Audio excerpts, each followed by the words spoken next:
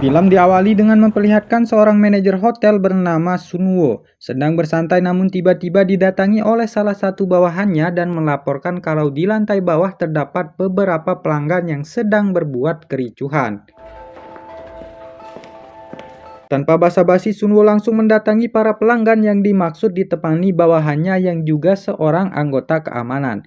Mereka langsung memberikan waktu 3 detik agar para pelanggan berdiri dari tempat duduknya. Dan ketika peringatannya tak dihiraukan, lalu tiba-tiba 셋.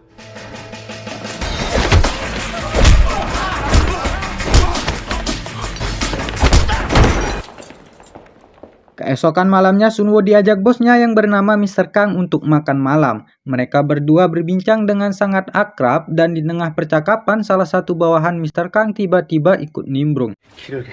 아이고 말씀 중이셨나봐요. Pria ini bernama Wunsuk. Dari gelagatnya sudah bisa ditebak kalau orangnya kurang bertanggung jawab. Kericuhan semalam di klub juga tak luput dari tugasnya, maka dari itu Mr. Kang sangat marah dan mengusirnya keluar. By the way, sebenarnya Sunwo diajak makan malam karena bosnya punya permintaan yang penting untuk dibicarakan, di mana ia bilang kalau dirinya memiliki seorang gadis simpanan yang umurnya masih sangat muda dan cantik. Namun ia curiga belakangan ini dirinya diselingkuhi. Dan rencananya, Mr. Kang akan melakukan perjalanan bisnis selama 3 hari ke depan. Dan selama itu juga, Sunwo diminta untuk mengawasi gadis simpanan bosnya tersebut. Dan jika gadis itu terbukti main belakang, maka Sunwo tak boleh ragu untuk menghabisinya. 내가 속고는 못 살잖냐? 이 지역 없애야 압력을 좀 넣고 있는 모양입니다. Keesokan harinya untuk perkenalan awal, Sunwo datang ke rumah selingkuhan bosnya dengan membawa sebuah paket. Gadis ini bernama Hiso. Dan bisa dilihat dari parasnya kalau Hiso dan bosnya terpaut umur yang cukup jauh. Mungkin itulah yang membuat Mr. Kang tergila-gila padanya. Sunwo kemudian menyampaikan kalau ia diperintahkan bosnya untuk menjaga Hiso selama 3 hari ke depan. Makanya ia siap mengantarkannya kemana saja, tapi tawaran itu ia tolak dan Sunwo malah disuruh pulang. 안녕히 가세요.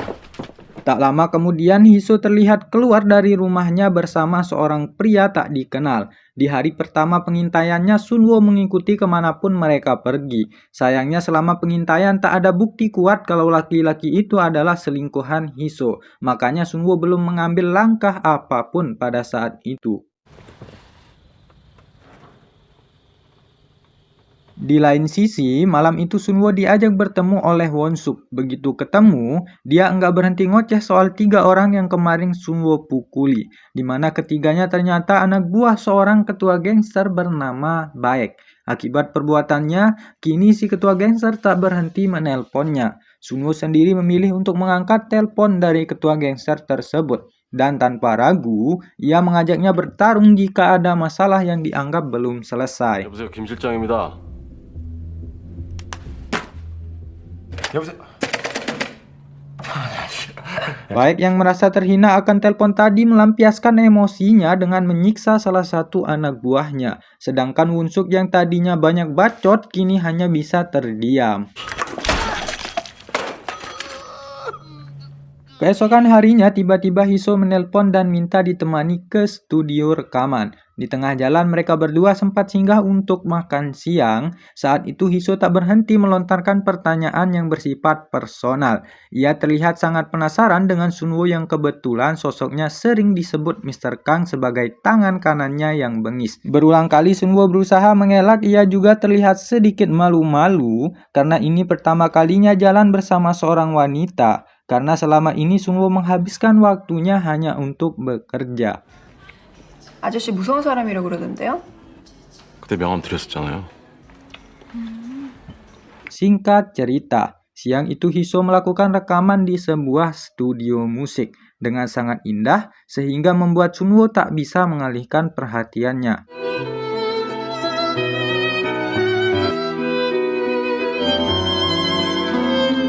Di tengah rekaman tiba-tiba Sunwo ditelepon Wunsuk untuk segera kembali ke hotel. Terlihat Baek juga berada di sana. Singkat cerita, Sunwo pun tiba. karena merasa di atas angin, Baek kembali memperlihatkan arogansinya di hadapan Sunwo, namun dia tidak tahu kalau Sunwo adalah sosok yang sangat tegas, bahkan tak ragu untuk melawannya jika kembali membuat onar. 사장님 오늘 내 손님으로 오신 거야. 너한테 그래도 돼. 지금 네 세상인 것 같지? Dan ketika Sunwo kembali ke studio rekaman, ia menemukan Hiso telah dijemput oleh pria kemarin. Makanya diam-diam ia kembali mengikutinya, tapi sepanjang pengintaian ia tak melihat ada hal yang aneh. Di lain sisi, Hiso diam-diam ternyata sudah sadar kalau dirinya sedang diintai. Makanya begitu Sunwo sudah pulang, ia menelpon pria tadi untuk segera kembali ke rumahnya. Nah, pas si cowok tadi mutar balik, kedua mobil mereka sempat berpapasan dan Sunwo langsung sadar kalau dirinya sedang ditipu.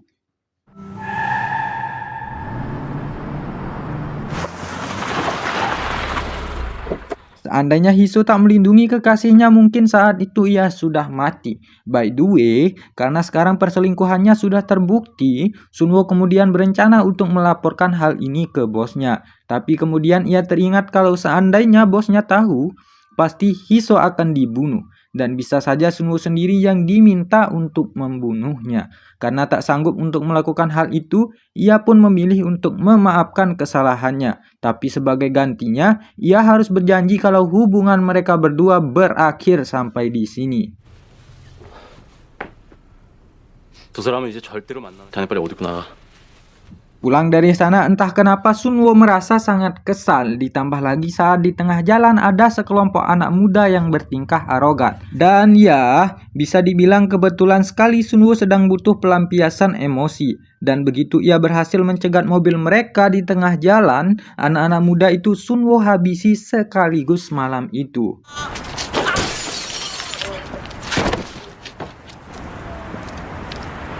Masalah seakan tak ada habisnya karena begitu sampai di parkiran apartemen, Sunwo menyadari kalau ada orang yang ingin membunuhnya. Merasa sudah sangat lelah, ia pun mengajak lawannya untuk segera bertarung. Tapi ternyata orang asing ini adalah utusan Baek, di mana ia diminta untuk menyampaikan sebuah pesan. Singkatnya, Sunwo diminta untuk segera meminta maaf, dan jika tidak, nyawanya akan segera dihabisi. Tapi bukannya minta maaf, Sunwo malah membalasnya dengan penghinaan. 그만하고 몸 성할 때 그냥 가라. Keesokan harinya Mr. Kang tiba dari luar kota, ia pun langsung menemui gadis simpanannya. Sepanjang pertemuan Hiso terlihat ketakutan, mungkin trauma setelah melihat pacarnya kemarin dipukuli.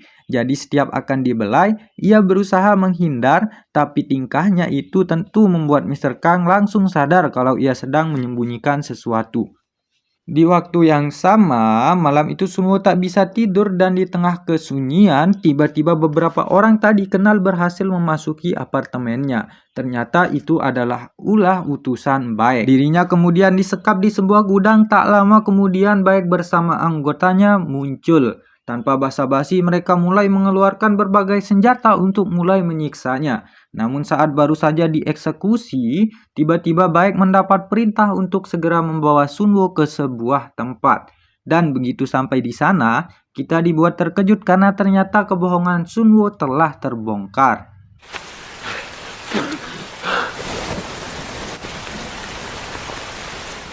Mr. Kang bahkan sempat memberikan kesempatan kedua, di mana ketika ia sudah pergi dari lokasi, ia kembali menanyakan alasan Sunwo berkhianat. Melalui telepon dan mau tak mau, Sunwo mengatakan kalau dirinya sudah mengambil tindakan yang ia rasa tepat. Tak puas dengan alasan itu, Mr. Kang memerintahkan anggotanya agar Sunwo segera dieksekusi. Untung saja, tanah yang dipakai untuk menguburnya tidak terlalu padat akibat hujan. Namun itu memang sudah menjadi tujuan penyiksaan ini, di mana mereka masih membiarkannya hidup sampai Sunwo mau mengatakan alasan sebenarnya.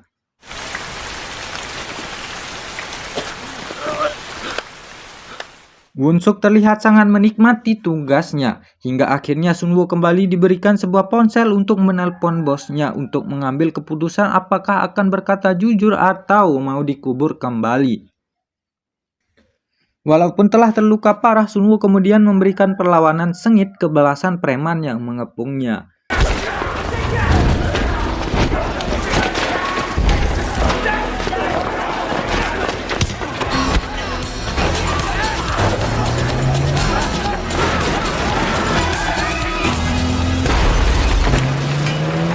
Mr. Kang sempat marah pas tahu kalau Sunwo berhasil kabur. Tak main-main demi menangkapnya kembali, ia sampai meminta bantuan seluruh ketua gangster di kota. Di lain sisi, Sunwo tak lama kemudian mulai merencanakan aksi balas dendam, dimulai dengan menemui seorang pedagang senjata ternama. Tapi untuk bisa membeli senjata, Sunwo harus berpura-pura dengan menggunakan identitas lamanya. Namun di tengah transaksi, tiba-tiba identitasnya terbongkar dan akhirnya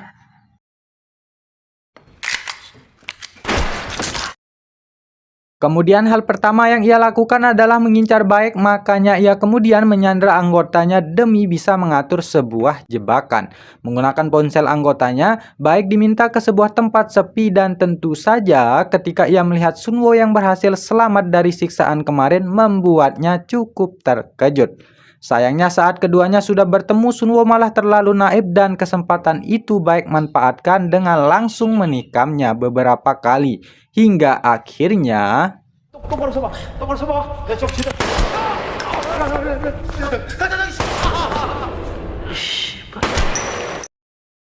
di waktu yang sama, adik dari pemilik toko senjata dibuat kaget dengan kematian kakaknya. Kebetulan sekali di tangan kakaknya masih terdapat kartu nama Sunwo. Dari sana ia pun mengatur rencana pembalasan dendam. Sedangkan Mr. Kang saat ini sedang mengadakan acara makan malam bersama para ketua gangster di hotel. Makanya Sunwo langsung ke sana dan ia berhasil masuk melalui pintu belakang tanpa diketahui oleh siapapun. Namun luka tusukan tadi cukup parah dan membuatnya harus beristirahat sejenak. Dan begitu keluar dari toilet, ia langsung dihadang oleh Won-suk. Tapi kini Sunwo tak lagi ragu untuk membunuh. Lalu tiba-tiba, tanpa basa-basi, semua orang yang menghalangi jalannya ia habisi.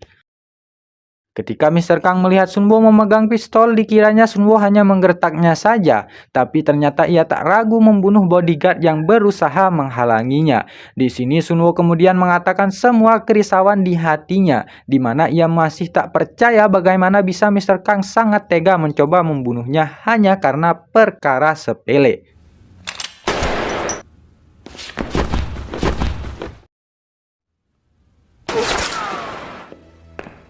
Dan akhirnya di waktu yang sama anak buah Baek muncul dengan membawa senjata. Walaupun tadi terkena tembakan, untung saja Sunwo masih mampu memberikan serangan kejutan.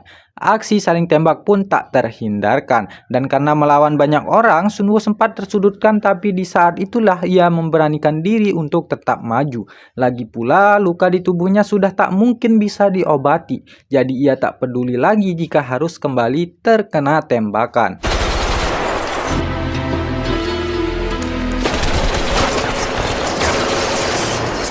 Di lain sisi, adik pemilik toko senjata tadi tiba di lokasi. Begitu ia masuk, semua anak buah Baek yang selamat ikut ia bantai. Berbeda dengan orang biasa, dia terlihat sangat ahli dalam menggunakan senjata. Dan karena dirinya tidak tahu yang mana sosok Sunwo, jadi dia berpikir untuk sekalian membantai semua orang yang berada di lokasi. Sunwo sendiri sudah dalam kondisi sekarat di akhir hidupnya. Ia sempat menelpon Hiso sekedar ingin mendengar suara merdunya. Tak dipungkiri, diam-diam ternyata ia menyukai selingkuhan bosnya. Namun dirinya sadar kalau itu semua hanyalah mimpi yang tak akan mungkin bisa digapai.